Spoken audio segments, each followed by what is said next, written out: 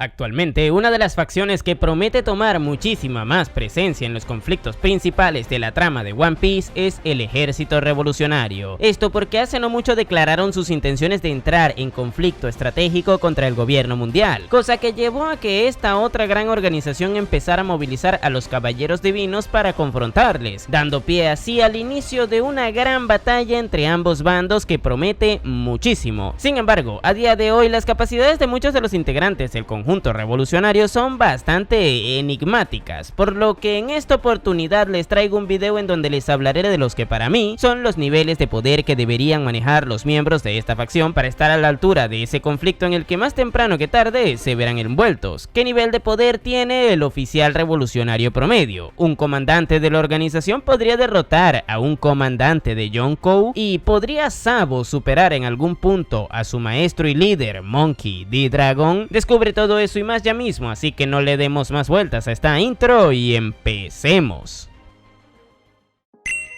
Bien, empecemos por un personaje que no resalta mucho en la actualidad, pero que nos sirve como punto de partida para más o menos hacernos una idea de qué tan poderosos podrían ser el miembro del ejército revolucionario promedio, y ese no es otro que Hack, el maestro del karate gyojin de la organización. Este tipo ha sido el entrenador de muchos revolucionarios, siendo una de ellos Koala, y la razón por la que encuentro que actualmente es el miembro destacable más débil de esta facción es porque tiene un techo de poder bastante pronunciado, el cual vimos que se evidencia en dos situaciones. La primera de ellas se dio cuando Sabo fue reclutado por Dragon luego de que sobreviviera al cañonazo que le mandó el Tenryubito en su infancia. Tras recuperarse, este decidió adicionarse a los revolucionarios, y esto le llevó a ser entrenado para mejorar como luchador. En un principio Hack iba a ser su maestro, pero debido a las capacidades tan amplias en combate de Sabo, esta tarea la decidieron asumir los altos cargos del ejército directamente. Ya saben, gente como Dragon o como Kuma. Con esto se nos deja bien en claro que Hack no era lo suficientemente fuerte como para entrenar a Sabo de niño, y aunque esto no tiene por qué indicar que Sabo fuera más poderoso que él en aquel entonces, lo que sí que nos dice es que su nivel era bastante limitado. La otra razón que nos demuestra que esto es así es que Dressrosa tuvo una participación bastante secundaria, en la cual no pudo enfrentar a ningún personaje medianamente destacable. Todo esto nos indica que el poder de Hack no es nada del otro mundo, posicionándose más o menos en la escala de oficial de Shichibukai, siendo bastante generoso con él.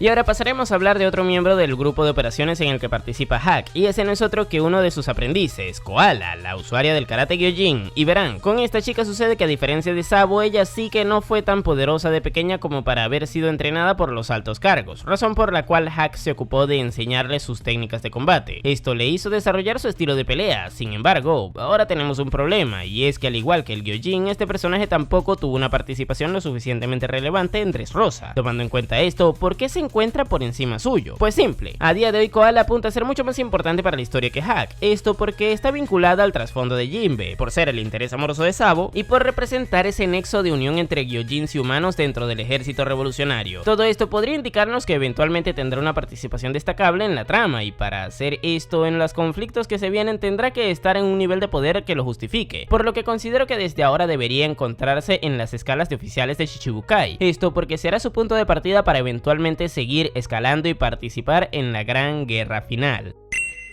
Pero ahora pasaremos de hablar de miembros que de momento no tienen un cargo de poder asignado a otros que sí. Para empezar con esto les traigo a algunos de los comandantes adjuntos del ejército revolucionario. Estos son básicamente los segundos al mando de los comandantes de la organización que se encargan de liderar a estas tropas en los mares de ese mundo. Es decir, existe un comandante por cada blue, y ese comandante tiene de segundo a un comandante adjunto. Y ahora que saben esto, los personajes de los que hablo son Gambo, de la división del ejército revolucionario del sur, Ushiano, de la división del oeste, Jiron, de la del norte, y Airu, de la del este. Ahora bien, de momento desconocemos las capacidades que estos personajes tienen en combate más allá de las pocas cosas que hemos visto, como la de que Airu tenga un brazo robótico con el que puede disparar rayos láser, que Ushiano es de la raza Mink y que esto le otorga el poder del electro y de transformarse en su long, o de que Jiron es capaz de comer casi cualquier cosa sin sufrir daños, esto probablemente por el poder de alguna fruta. Sin embargo, más allá de conocer qué tan poderosos son realmente, debemos asumir que estos tipos tienen un mínimo de capacidades de combate simplemente por el hecho de que ocupan el puesto que tienen. En pocas palabras, si son los segundos de los comandantes principales es porque están por encima del resto de personajes del ejército revolucionario. Es por esto que creo que su nivel de poder debería ser el de oficiales de Yonkou como Page One.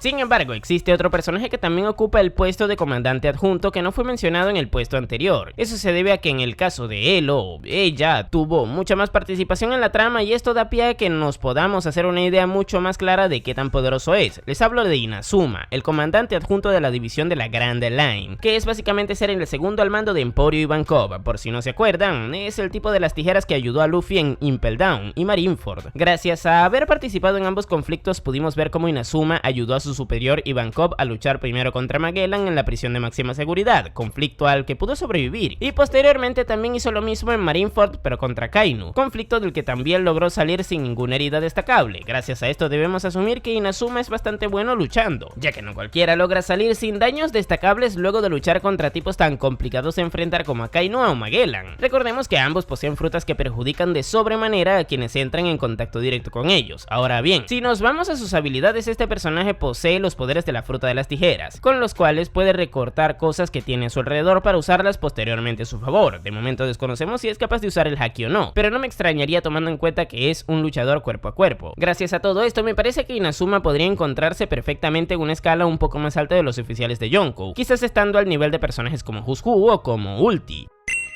Y ahora que ya mencionamos a todos los comandantes adjuntos, es momento de empezar a hablar de los comandantes principales. Estos, como ya les expliqué antes, se encargan de liderar las operaciones que se realizan en los distintos mares del mundo de One Piece. ¿Y quién mejor para dar inicio con esto que la encargada del East Blue? Esta es Velo Betty, que para el que no la recuerde es la tipa que viste de rojo y que lleva una bandera. Ella posee los poderes de la fruta Kobu Kobu, los cuales le permiten darle un aumento de poder a todos los personajes de su alrededor que luchen a su favor. Básicamente cumpliría el rol de soporte si estuviéramos en un videojuego. Gracias a esto, el personaje tiene un valor bastante grande dentro del ejército revolucionario. Esto porque en luchas a gran escala donde estén involucrados un montón de personajes ofrece un gran beneficio para sus aliados al potenciar sus respectivos poderes. Vamos, que todos se vuelven más poderosos al tenerla al lado. Sin embargo, no necesariamente esta es su única función, puesto que por otro lado, según las Vibra Cards, ella, al igual que todos los otros comandantes de los revolucionarios, son capaces de usar de forma básica tanto el haki de armadura como el de observación, cosa que nos refleja que Velo Betty también posee cualidades de luchadora cuerpo a cuerpo. Debido a todo esto, creo que en la escala de poder en la que se encuentra es en la de comandante bajo de Yonkou como Cracker o como Jack. Sin embargo, es bueno recalcar que el verdadero potencial del personaje radica en ser el soporte de un gran número de aliados, y no tanto en ser una luchadora de combates directos. Pero continuando con los comandantes, ahora pasemos al encargado de operar en el South Blue, el Mink Lindberg. Este personaje destaca mucho por ser un inventor que desarrolla armas de tecnología avanzada como sus cañones de hielo o su rayo láser. Gracias a ellas, Lindberg posee un potencial ofensivo interesantísimo, puesto que recordemos que el daño elemental es bastante efectivo a escalas generales. Por otro lado, el hecho de que sea un Mink le permite acceder al Electro y al modo Sulong, y esto hace que obtenga un buen bonus de poder. Si a esto le sumamos el hecho de que también domina los dos tipos de haki básicos, nos queda un combatiente bastante completo. Recordemos que incluso puede movilizarse con una especie de jetpack que tiene por el terreno de combate. Por todo esto considero que como luchador es ampliamente superior a Velo Betty. Sin embargo, existe un factor que hace que la revolucionaria le recorte bastante la distancia, y ese es el factor experiencia. Esto se sabe porque Lindberg es el miembro más joven de los comandantes del ejército revolucionario, y por lo mismo debería ser el que menos vivencias haya tenido luchando. Es por esto que creo que de momento debería estar en un nivel parecido al de su compañera, solo que un poco por encima porque le estamos evaluando como combatientes, y como ya les dije antes, Betty destaca cumpliendo otra función. Dicho lo cual, Lindberg tiene mucho más potencial que ella en enfrentamientos directos, y espero que eso se vea reflejado cuando le toque luchar en los conflictos que afrontará su facción en lo que nos resta de historia.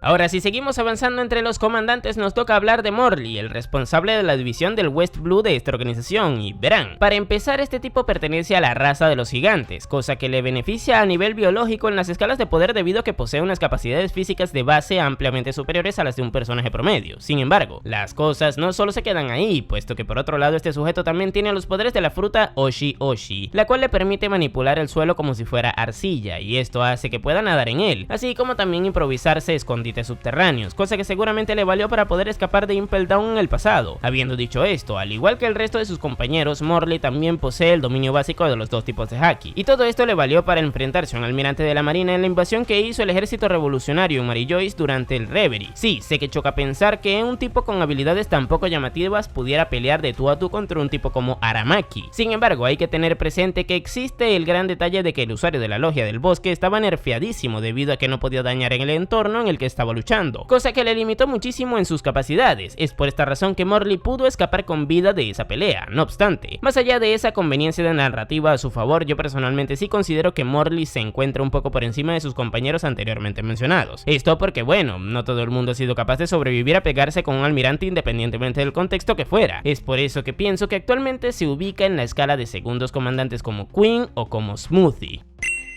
Habiendo dicho todo esto, ahora se nos queda el último comandante de los 4 mares cardinales del mundo de One Piece, Karasu, el responsable de la división del norte del ejército revolucionario. Este tipo tiene las habilidades de la fruta logia del Ojin, la cual le permite transformar partes de su cuerpo en este material, así como también generarlo y darle formas útiles para múltiples tareas, como lo demostró cuando creaba cuervos de Ojin que usaba para mantener a todos sus compañeros comunicados mientras invadían Mary Joyce. Al igual que sucedió con Morley, este tipo también tuvo que luchar contra un almirante de la marina, solo que en su caso fue contra Fujitora, que básicamente le pasó lo mismo que a Green Bull, es decir, que estaba limitado por el hecho de no destruir el entorno en el que luchaba. Ahora, en el caso particular de este enfrentamiento sucede que Karasu le tendría que haber tenido más fácil que Morley, ya que Fujitora decidió ponerse de su lado eventualmente, cosa que le ayuda tanto a él como al resto de sus compañeros a concluir con su misión en la Tierra Santa. Sin embargo, esto no tiene por qué implicar que el usuario de la logia de Ojin sea más débil que su compañero gigante. De hecho, la razón por la que se encuentra por encima suyo en esta tier list se debe a que a mi parecer promete mucho más que él. Esto por el nivel de control que tiene con su fruta, la cual, al ser una logia, tiene muchísimo más potencial narrativo que las otras 2 clases. Esto porque de momento es la única clase que queda por revelar su despertar, y en el momento en el que eso ocurra tendrán todas un aumento de poder general. Evidentemente esto solo será accesible si su usuario logra despertarla, pero como Karasu apunta a ser importante para la historia por ser un alto cargo de esta facción, seguramente él también podrá hacerlo, y esto hace que yo le posicione como el comandante de los mares cardinales más fuerte, teniendo quizás un nivel de primer comandante de Yonkou como King o como Katakuri si es que tiene su fruta despierta.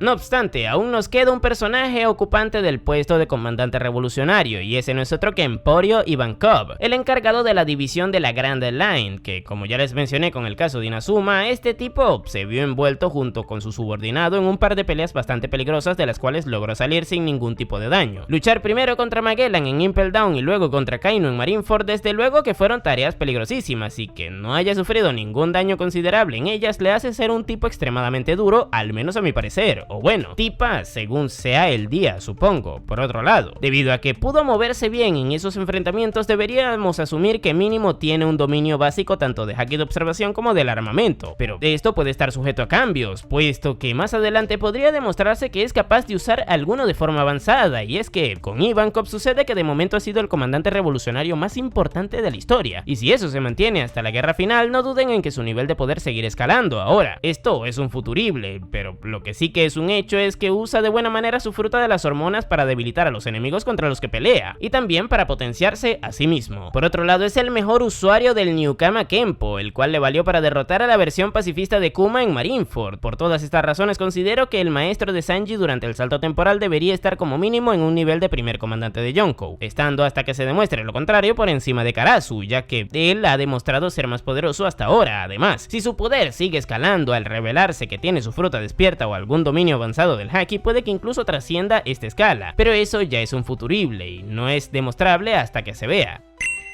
Pero ya que hablamos del futuro, creo que es oportuno mencionar al personaje que más futuro tiene en esta organización, el anteriormente mencionado Sabo, jefe de personal y por tanto segundo al mando en el ejército revolucionario. El hermano de Luffy se encuentra en una situación un tanto complicada en la actualidad, y eso se debe a que fue víctima del power creep del arco de Wano, que para el que no lo entienda, básicamente en el arco de Wano hubo un aumento de poder en las escalas generales que dejaron mal parados a la mayoría de los personajes que no se involucraron en dicho arco, y esto incluyó a Sabo, quien había demostrado su poder previamente en Dressrosa. Ahí vimos cómo era capaz de usar tanto su haki de observación como el de armadura de forma básica, así como también la fruta Mera Mera tras consumirla, pero como en Wano se instauró el sistema del dominio avanzado de haki y el despertar de las frutas, a día de hoy estas capacidades de Sabo saben a poco, y es aquí en donde a mi parecer hay que aplicar la lógica narrativa, gente. Si bien es cierto que por lo visto en aquel entonces Sabo debería estar por debajo de personajes como Zoro, Sanji o Katakuri, teniendo en cuenta que es el encargado de llevar la voluntad de Ace, que que es el hermano del protagonista y que es el segundo miembro más importante de su organización, evidentemente este personaje escalará muchísimo más la siguiente vez que le veamos luchar, y esto seguramente se refleje con algún dominio avanzado de Hakis o con el despertar de su fruta, el cual al sumarlo a su talento innato para las artes marciales seguramente hará que le posicionemos en las escalas de almirante de la marina, siendo así más poderoso que los comandantes anteriormente mencionados. Pero ¿sería esta una exageración? Yo personalmente no lo creo, ya que existe algo que nos indica en la historia que él no está tan alejado de esta escala de poder, y eso lo pudimos ver en Dressrosa cuando luchó contra Fujitora. Ahí, si bien es cierto que el almirante se vio por encima de él, el simple hecho de que pudiera aguantar en un enfrentamiento prolongado en donde no tendría por qué estar nerfeado nos demuestra que perfectamente podría haber estado en un nivel cercano desde aquel entonces. A esto hay que sumarle que narrativamente está destinado a superar a su maestro, que en este caso es Dragon, así como sucede con los casos de Kobe con Garp, Luffy con Shanks o Zoro con Mihawk, y para que esto ocurra estos deberán ir aumentando progresivamente su nivel de poder. Por todas estas razones estoy seguro de que cuando volvamos a ver a Sabo será tan fuerte como quienes se encuentran en la escala de almirantes de la marina.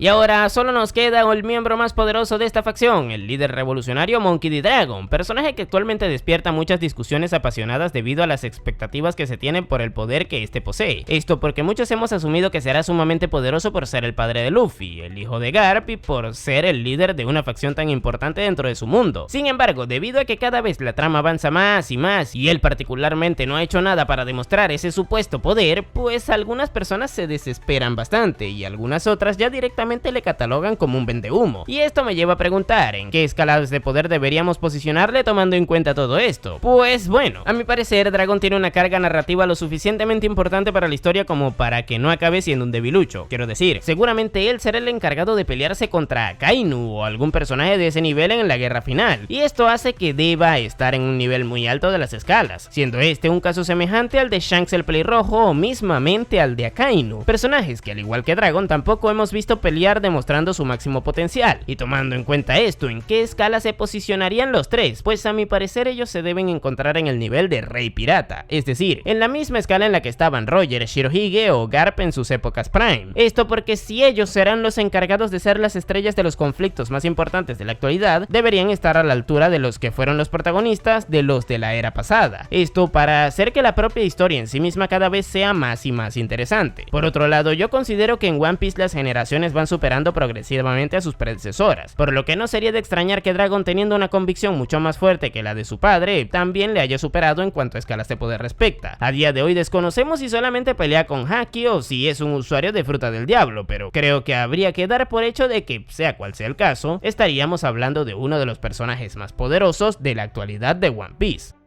Y bueno gente, estos fueron los niveles de poder de todos los personajes destacables del ejército revolucionario. Déjenme en los comentarios algunos que me pueda haber saltado, así como también sus opiniones al respecto. Yo por mi parte les dejaré por aquí otro video que hice hace no mucho de los niveles de poder de los miembros de la marina. Viéndolo me apoyan un montón. Y ahora sí, sin nada más que decir, tú puedes llamarme Napo y nos vemos en el siguiente video.